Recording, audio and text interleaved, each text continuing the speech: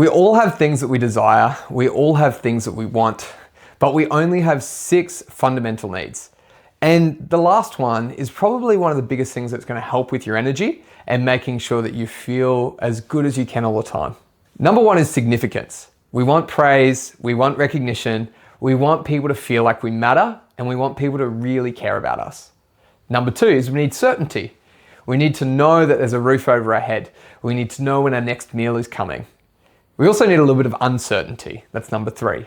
We hate to have the same life over and over and over again. We like novelty. We want things to be different and we like things to be new. Number 4 is growth. We need to be leveling up. We need to be growing. We're evolutionary creatures. We're always looking for ways to improve and get better. And that's how we get those dopamine feedback loops as well, right? So that's a really big part of what we need to feel like we're growing and leveling up. Number 5 is we need love and connection. Remember, we're pack animals. We need to feel like people care about us and we are hardwired to connect with others. So number 6, this is a fun one, and that's contribution. On the surface, it doesn't sound like it's as big of a need as the others. But if you really think about it and you go back 8,000 years, we used to be foragers. We couldn't farm. We couldn't, farm and then barter with different people and exchange goods and services. We would move around in packs of 150. They were normally capped at that. They couldn't sustain more than that. And that 150 person tribe would move around and forage. So because of the cap on that size, you had to be contributing. You couldn't just be freeloading. You had to give back to the tribe for you to have a place and to have safety.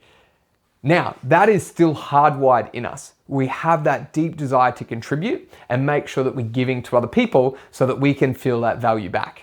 That strong sense of accountability that contributing gives us makes sure that we don't get kicked out of the tribe, because getting kicked out of the tribe was literally how you would die. It was life or death.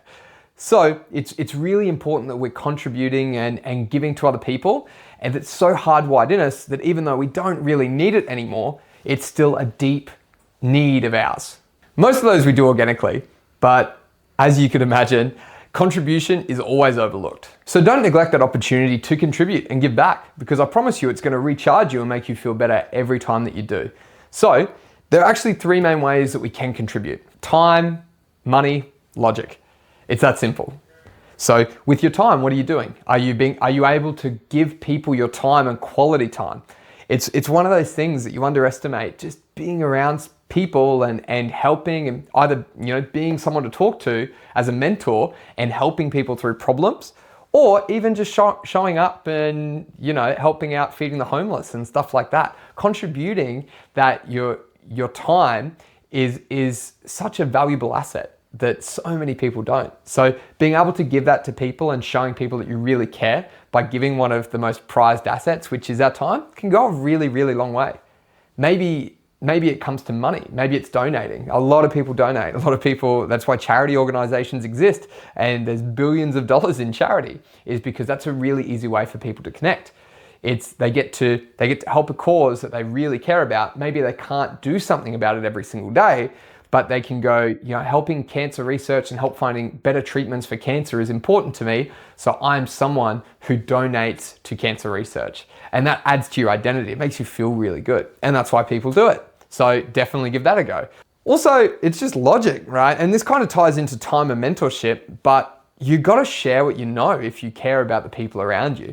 If you want to see people succeed, a lot of the times, especially if you're a mentor or you're a boss or you're someone in a position of power, you've gone through the things that your staff and your employees are struggling with. I guarantee you. Yeah, there is so much in helping. I see this all the time in our sales business, right? With some of the top performers. There's this one guy, Chris, who I absolutely love. He's the best man ever. And if he sees this, he needs to hear that.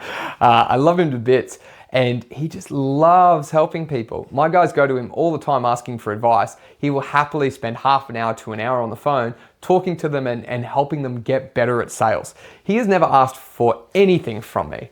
And I am so grateful for that. It makes me feel really good. But if you talk to him about it, he loves it. He feels so good about it. He loves helping and loves watching other people succeed. There's no money in it for him. There's nothing in it for him apart from helping them and watching them grow.